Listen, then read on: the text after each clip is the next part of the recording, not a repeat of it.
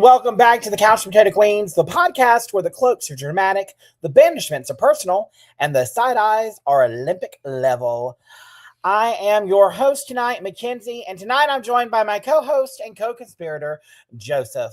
And baby, we are in the endgame of the Traitors, season 4, episode 9. Think Outside the Box gave us a cliffhanger payoff, a brand new traitor in the turret, and a murder that shook the castle, and a roundtable that shifted the entire power structure. The paranoia, immaculate. The strategy, questionable. And the vibes, sinister. So grab a snack and let's get chatting. What did you think of tonight's episode? I told you, I believe the text message that I sent you as it was happening, I didn't like Rob's attitude. He goes, "You're an equal." The second he gets a man up in the turret, "Oh, you're an equal." What the fuck were Candiace and Lisa? Yeah, I don't buy the whole, Miranda just said, just give Rob the money already. I agree. Hi, Dawn. Yeah, he is annoying me a little bit, but he's still good to watch.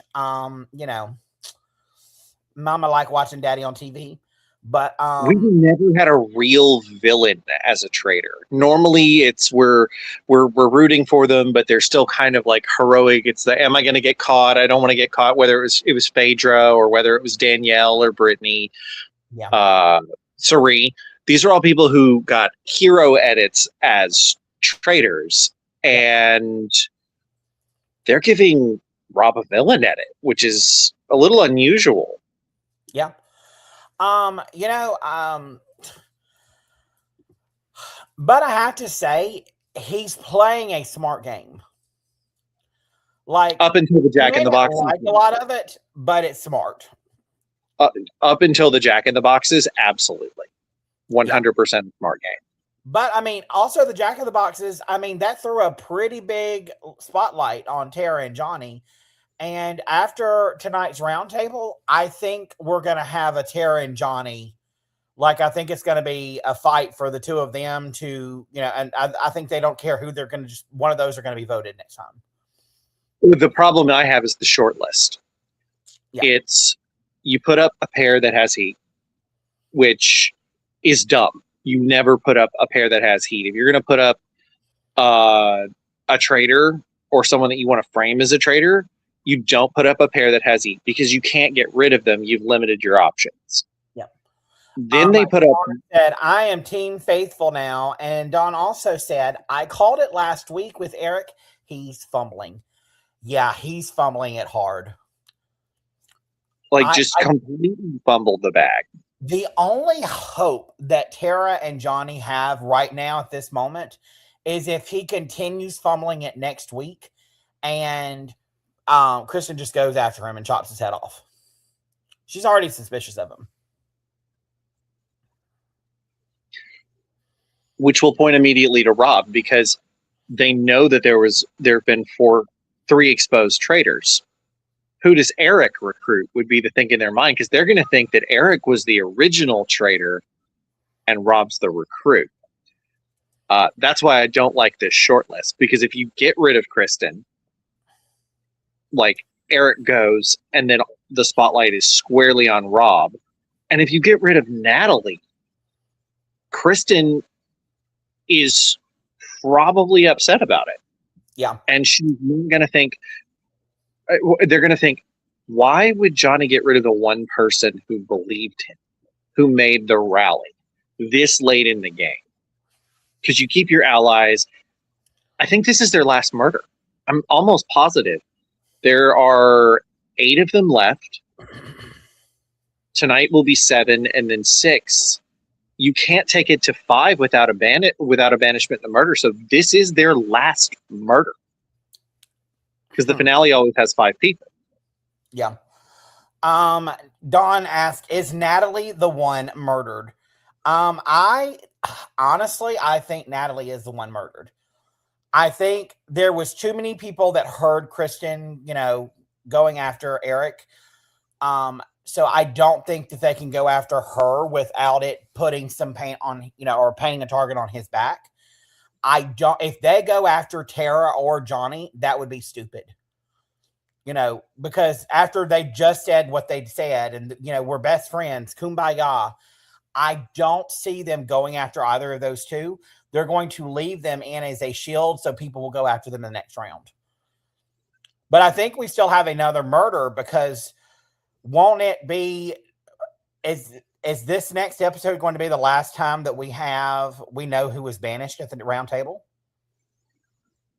Yes. Last 3? Yeah. So, yeah. There can't be another murder, just mathematically, because they're going to be at 7 at the beginning of next episode.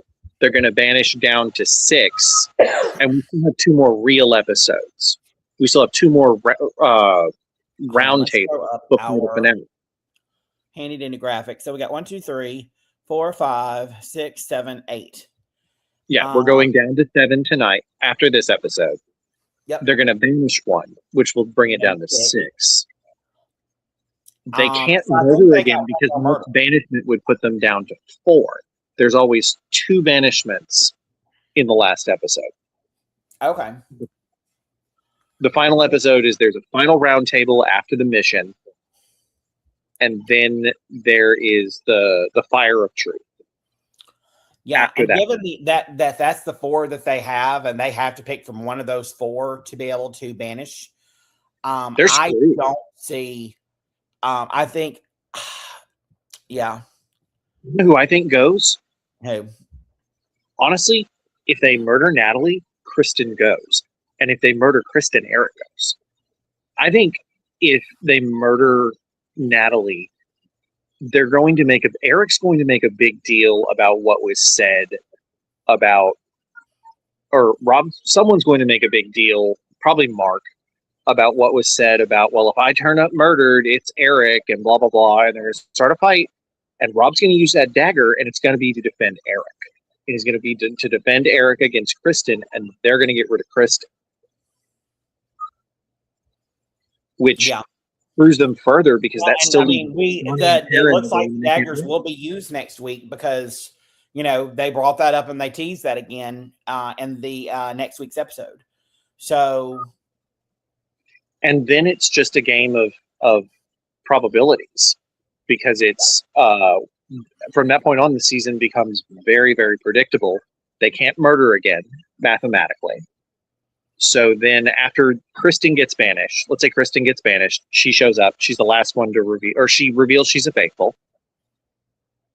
Then it's Tara and Johnny versus Rob, Mark, and Eric. I think Eric goes. I think Eric goes at 6 because at that point you'll have Tara, Johnny, Rob, Eric, Mark. That's it. Tara, Rob, Johnny, Mark. Who am I forgetting? Eric. Yeah, Tara, Rob, Johnny, Mark, and Eric. And I think Mark flips on Eric after Kristen shows up and turns out to be a faithful. There, you're not separating Tara and Johnny, ever. So they're not going to get rid of each other infinitely. Like, they get to cruise to the end if they survive one more round table. Miranda said, am I the only one who forgot about Miranda being there until she was murdered? You are not. I completely forgot. When she was murdered, I was like, oh, yeah, she's still here. Sophie had something about that. It was like the first thing in the chat. Could you pull that up? No more Dorinda. And then ask if we had heard that Dorinda is Jill Zarin's replacement on the Real Housewives of New York City reboot. So maybe they're just using her to promote her her housewives' inevitable return. So who do we, just right now, seeing where the cards are, who do we think is in the best position right now? You're going to think I'm crazy. It's Johnny and Tara because they're the only one with a solid pair. They're the only one with 2 votes at the table at all. 2 votes at the table is strong because if Natalie goes, then I think Kristen follows. But if Kristen goes, Eric goes, and Eric will like pop Traitor. Like he has to reveal. He'll be the last one to reveal that he's a traitor. You know what I find funny is that none of these players, they're like, who hasn't been looked at? Who hasn't been looked at? Well, neither Eric or Rob have been looked at this entire season or questioned really at the roundtables about being a traitor. And I mean, except for what happened with Rob going back and forth with, Candiace and, all that other stuff. But I mean, like, no one has really looked their way. So, I mean, in a way, that's stupid as hell of them. But at the same time, I mean, like, that shows that he's played a very good social game, that he's gotten all these people to trust him. I mean, because I thought Natalie, of all people, would be able to see through his bullshit. And she comes up and she's like, oh my God, I'm so, and she's apologizing to them and like, oh my God, I think I'm going to get murdered tonight. Yeah, I think that's because Natalie is not as dumb as she looks sometimes, because they all look dumb in this castle. We're watching hindsight. We're like the edit's always like how stupid. Look and laugh at the faithfuls, but they're not dumb, and no matter how much they try and edit it, that they're kind of Mr. Magoo in their way through this thing. And Natalie, John just made an interesting point. Johnny and Tara were smart to pull that besties card. And I find that interesting because I feel the same way. However, they made sure to put in Rob saying that was the stupidest move to do because it put such a huge target on them. Actually, I think it's the opposite. And I think that's what's probably going to... Huh? That's the hubris at the end. Yeah. Yeah. Yep. Because do you remember CT and Trishelle? Yeah. I think at the end of the day, because they're best friends, even if they just both happen to be faithfuls, I think they would be fine taking the other one to the end, even if they lost, because they get to hang out with the winner of the Traitors, whatever. They're going to the end together, and they're going to go to 2. Like, it's not going to be like we got last season where everyone flames green on the first try. They're going to go banish again until they get rid of whoever is with them. And I don't think Rob realizes that. I think Rob thinks that I think Rob's big mistake at the finale, at the final fire with this, is he's going to go banish again. Or sorry, Johnny's going to go banish again. Tara's going to go banish again. Mark is going to go banish again because I think Mark makes it. Mm-hmm. And then I agree. He's gonna go green. He's gonna go, we've got a great group of faithfuls here, and then they're all gonna look at him. Yeah. And then they're gonna get rid of Mark after they get rid of Rob, and it's just gonna be Johnny and Tara at the end, just like CT and Trishelle. I don't know. I think they might keep Mark around. I feel like I don't know, but yeah, I don't think they'll take chances. With Rob, they're not giving him a winner's edit. They're giving him a villain edit. And like, look at Sari, season 1. By this point, she had a winner's edit. Like, she had a good winner's edit. Not just a winner's edit, a hero. Like, she was the damn protagonist of the story. From episode 1 until the very end, we knew Sari was not going to get banished at a round table and that she was likely going to win this game. Well, Miranda, I mean, we did have a lot of gamers on this season, but Mama Kelsey got rid of all of them. And Lisa Rinna. Lisa got rid of 2. She got rid of Monet and she got rid of Jam Jam. But let's be honest, honestly, that's not a bad strategy going into this. Like, get rid of the gamers, get rid of the people that play stuff and like, know the game like this. Get rid of them. Keep the ones that are in, don't have a clue and are, just housewives or pretty faces. I mean, it's not a bad strategy. It may be keeping for us, but not for them. They should have murdered Natalie last night. I think Dorinda was a terrible murder. Now that I'm looking back on it, I think I probably said last week it was the best murder, because at the time it was, but with this shortlist thing that I didn't know was coming, which, by the way, they pulled to punish them. That was made to punish them. Because in the British version, the traitors gave answers that they thought everyone would give. Like, they just, the way that they strategize with it is, okay, well, let's give the answer that we think will be the most common answer. And so they didn't have this shortlist thing in the British version. I think they did this to punish them, to publicly make the shortlist for breaking their challenge. Whether that's true or not, probably, maybe, I don't know, because they had the little Jack in the Box ready in the waiting, so maybe not. I choose to believe that production is petty. Yep. Sophie Duffy asked did we see Mama Kelsey on TMZ? I did not. What was said, Sophie Duffy, or Miranda, since you saw it as well. And Sophie Duffy said, didn't we say killing Dorinda was a smart move? It was at the time, but then this shortlist thing screwed them. It would have been great to put Dorinda on that shortlist. She's an easy shortlist. Instead, they had to throw Natalie on it. Like, at the time, it was great. They didn't know this was coming, and neither did we. Yeah.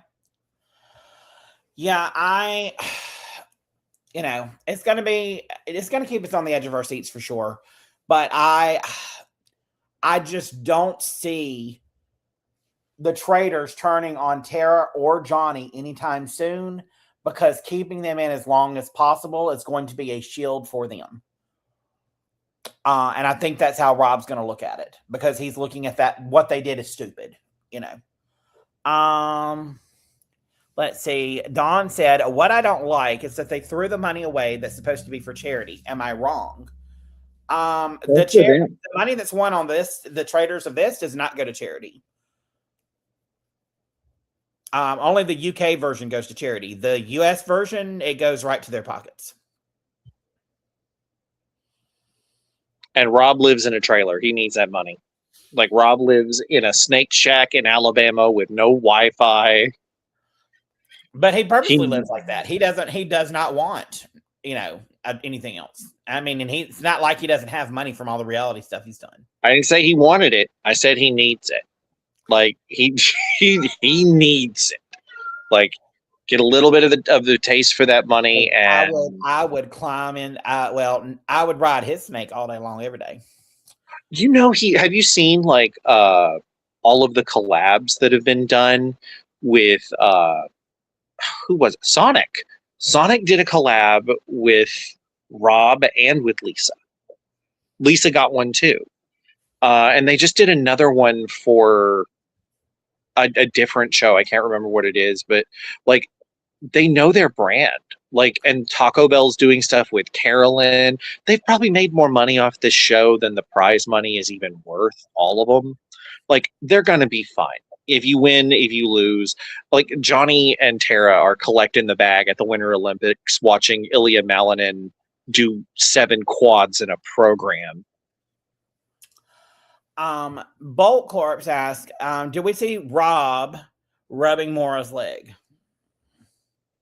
I did not. I missed that. I'll have to rewind that. Sophie Duffy also said, nobody caught the look Eric gave Rob R in that box. Okay, but I noticed both of them are giving a bunch of looks that, if I was there, would make me so sus of them. Because whenever they said you're going to be, in boxes, and the traitors are going to be having to climb out of the box, and, and everybody was like, oh my God. And then Rob went, oh. They seem to only be doing it in front of Mora, and she's dumb as the fucking Blarney Stone. She's just a rock. Like, there's nothing up there. Like, I don't understand how she has not figured it out that Rob is her traitor angel. Like, everything. Sandra knew who her traitor angel was. Brittany knew who her traitor angel was. Yeah. I'm very surprised Ari didn't realize this. Sari, or not Ari, Quentin didn't realize that Sari was his traitor angel because he was the most useless faithful, and they could have got rid of him, and not one person would have cared. I mean, let's be honest. Most of them are all stupid as hell anyway. Like,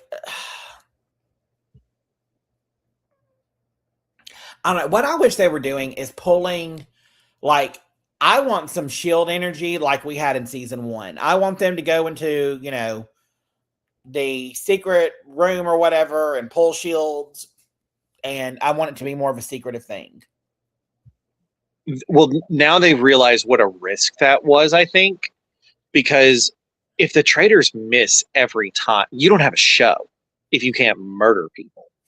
So they're kind of like realizing that when they were handing out, it is the fault of the people in seasons 1, 2, and 3 that doesn't occur anymore, because they would use it as blanket immunity for everyone that got a shield by not telling anyone.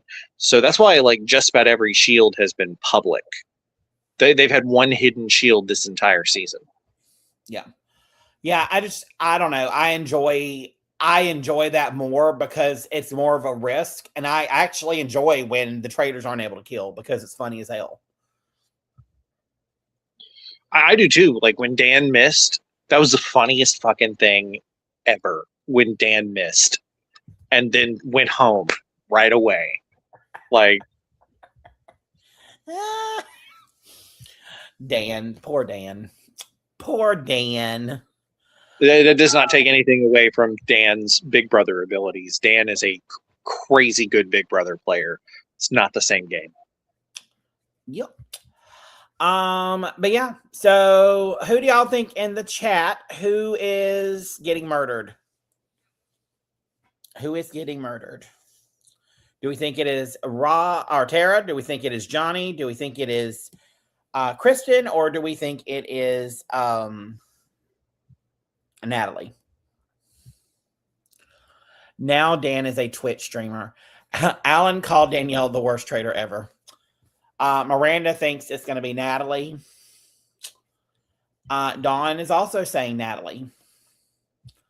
Natalie is, they didn't leave themselves a single smart option, because honestly, the smartest option would be to murder Mora. Like, at this point, she's not contributing to the game. That would be the least amount that was, and, that she was one of the throwaway votes. So I would go, and that would be a good reason to be like, well, she was off. She was useless. Well, yeah, but by not putting Mora on the short list, you've now made it so that everyone on that short list was a vocal person at the round table. So anyone that they ever questioned, anything that they ever said, will now come up and be thrown against you. Or you can just make shit up and say, well, I saw Goody Proctor in the woods dancing with the devil. And you end up with Robert Eric going home on a total lie from someone like Johnny or Tara or Kristen. Yeah. Yeah, I don't know. I'm just hoping that we, that it works out that, Tara and Johnny, I don't know. They're just my favorites at this point. Like, I would be very happy. They're the only faithfuls left with the storyline. That's absolutely like good editing. I'm rooting for them just like you are. Yeah. And there's nobody else. There's no other faithful that I'm really rooting for. Like Mark Ballas, I like Mark on Dancing with the Stars, but we've had really no story arc with him. Like he's just been there. Kind of like Sam Asghari last season. Oh my God, Ivar. He's fucking Ivar. At least Dolores was loud and raw. Well, but at least Ivar was on, Ivar, though, he was all over the place. Mark is at least consistent with his votes and is kind of in there with everyone. Ivar would just go off and just do some random bullshit. Sophie Duffy said, wow, the queens are cheering the faithfuls. That rarely happens. I mean, Come on.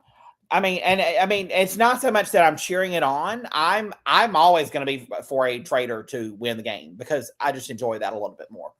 But you have to with the traitors. They are such good at they are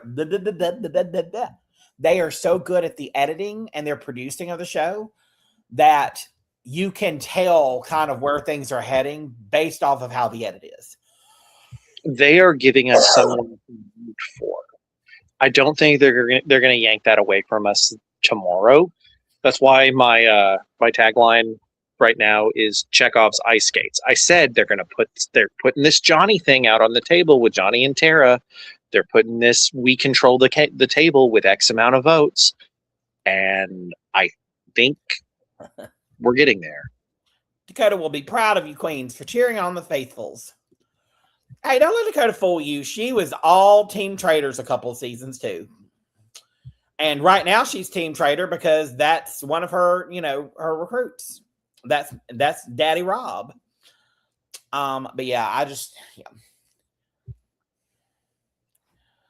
Well, all I need for this is just from a pure winning the draft perspective, I just need Kristen to go and Rob, and then I can win the draft for the second year in a row. But we shall see. All right. Well, you got anything else you want to talk about? No, now that there's like less people and less episodes, we can get out of here pretty darn quick. I know. I mean, this episode was 59 minutes, and I was like shocked. Like that's the first under an hour we've had this season. Sophie Duffy said, now the winner is unpredictable. And you're right, Sophie Duffy. But I mean, let's be honest. I mean, even on Cerise, the editing has always been very good. We thought we knew where things were going in the past, but you don't always. I mean, like they can throw a curveball at you at the last minute. So, I mean, I will say I am very excited about this year's reunion. Oh, it's going to be tea. Like Lisa Rinna, Colton, they all are going to hate Rob. Maura is going to crucify that man. Yeah. Yeah. Because she's going to think it's real. That's the thing. She's going to crucify him for the wrong reason. She's not going to crucify him for his old boys club mentality. She's going to crucify him because I thought it was my friend. How could you lie to me? Because it's in the contract. Like, well, I swore an oath that I would, do all of these things. And, that kind of took precedence over petting your pussy. He's getting lazy. I think them showing him just laying back and just chilling there, that's them laying a complacency. Like he's getting too complacent. They wouldn't show that if they didn't want us to think that he's comfortable, complacent, but very comfortable, and just like whatever, Yeah, and but unless he does win it, and then that's going to kind of piss me off at all the faithfuls. Like you couldn't fucking see all of this shit. You couldn't come together. But Candiace sold you a traitor, like just flat out, just sold you one. And at some point, I think with Tara and Johnny. That if they survive the night, and that's one of the things they said, if we can just survive this night, we can put our heads together and figure it out. Now that we're not trying to hide. So I think they don't get murdered. They come back together. They're like, let's rethink this. Wait, she was going after Rob. She did say that because Candiace came to Johnny and there's that what if it's Rob? Johnny was her first person that she told. Yeah. And then Sophie Duffy said that Alan did say that Rob is the best traitor that they've never had. I don't understand that. Alan, I think he's definitely the best traitor, but they've only had. John says, yes, Candiace gave the clues. I don't think he's ruling the ending. Alan has deliberately given us red herrings in the past. I don't think that spoils the ending, like a lot of people are saying. Everyone's like, oh, well, that means Rob won. I think it's a red herring. I don't think he wins. I think Johnny and Tara win. So David brought up a good point. I can't believe no one knew about the Tara and Johnny friendship before this episode. I tend to agree with you. Looking at him, I'm like, you're both figure skaters. You're both from the figure skating world. You are BFFs. They've been the lead commentators on Olympic figure skating since Tara since like 2006 and Johnny since 2014. So they've been doing it over a decade together. She's been doing it longer than he has because the last time she competed, her first Olympics, she was 12 years old in 96. Why do I remember this? Because I remember seeing it live and going, she's a little girl. Look at her. She's in the Olympics.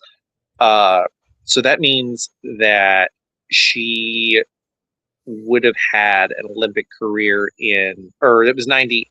I think it was either 96 or 98. So 2002 in Salt Lake, she was there. She would have been 16, I believe. So yeah, 16, 20. I think she was 15 when she won her Olympic Games. I think she may have competed her last Olympics in 2010 with Johnny. So they may both have been doing this since 2014. Because Johnny's last Olympics was 2010. Yeah, and once again, Dawn said, exactly, I knew that they were besties. And Sophie Duffy says, I could see Eric making it to the end. I don't think Eric's going to be able to make it to the end. He's already too nervous.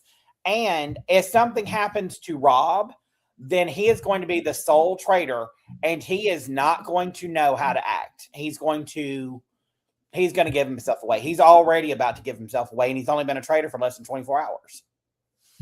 Yeah, like Kristen was on that ass, like right after the round table. Because the way he'll adjust is he'll go so big that it's just as suspicious as when he was quiet. Yeah. Yeah, Dom said, I think she was 14. I agree. I think she was 14 as well. 14 or 15, because it was on YouTube like 2 or 3 days ago. It was showing her Olympic Games where she won gold, and she was reviewing it with Johnny, and they were talking about it. And yeah. And Sophie W asked, did we hear that they're making a new Dancing with the Stars spinoff? I did not hear about a Dancing with the Stars spinoff, but I did hear about the Dancing with the Stars convention that they're having in Palm Springs, California, where all of the all of the pros will be there with a lot of celebrities, including Whitney Levitt, will be there. So it'll be a 3-day weekend, and everyone can dance with the pros and meet and greets and all that other stuff. Oh yeah, and Sophie Duffy said Rob R has been quiet with every round table, and nobody suspects him.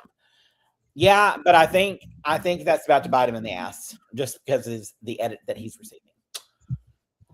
All right, y'all. Well, I think that is going to do it for us tonight. We will be back here on Sunday night for the recap of RuPaul's Drag Race episode 7. Yes, we're on 7 now. Yeah, 7. But where can you be found on social media? Nosferatu2425 on Blue Sky. That is all. No Twitter, no Facebook, no OnlyFans. Just the Nosferatu2425. I heard you had some Pornhub stuff going on, and I heard you were on OnlyFeet. Every accusation is a confession. Hey, I'm on one of them. I'm just ain't gonna tell you which. And y'all can follow me on Instagram and TikTok and X at Kenzie_reality. And let's just throw everybody else up real quick. You can follow Sam at Sam Meyer Comedy on Instagram. You can follow Josh on Instagram and Twitter at Mendels8. You can follow Frank. Frank was in our last episode. We missed him. He's hopefully going to be on soon. You can follow him at I am Frank Williams on Instagram or on Twitter. I am Frank W. Dakota is at Dakota. I'm sorry, it's Dakota Rain on all platforms. And V, we love them. You can find V on Instagram or Twitter at VCutsDetroit or on Venmo, where they would prefer you to reach out and send a tip. Show your appreciation. And while I'm throwing things out there, you can follow us on Facebook or you can follow the Couch Potato Queens on Twitter at Couch Potato QWNZ, Instagram at Couch Potato Queens. You can subscribe to our channel, the Couch Potato Queens on YouTube, and make sure to like, comment, and subscribe and hit that bell notification so you can be notified every time that we go live. You can also visit our website at www.couchpotatoqueens.com to find out more information about each one of the queens. And if you have content that you want to send to us, or if you would like to collaborate, you can email us at info@couchpotatoqueens.com. And as I said, we will be back here on Sunday night at 7 p.m. Central Standard Time, 8 p.m. Eastern Standard Time, where we will be talking about RuPaul's Drag Race. And we will, let's see, coming up in March, we're going to be finishing out the Traitors. Coming up in March, we will have Bachelorette with Taylor Frankie Paul. And I think Secret Lives of Mormon Wives is returning in March as well. And we will probably hop on and do maybe a episode discussing Secret Lives of Mormon Wives. We probably aren't going to do every single episode, but I can see one or two of us jumping in to talk about that. All right, y'all. Thank you all so much. We appreciate the love and support. If you enjoyed this episode, again, make sure you like, subscribe, and leave a review and share us with your favorite castle schemers. And until next time, we'll see you at the round table. And remember to always wear your crowns. Bye, y'all.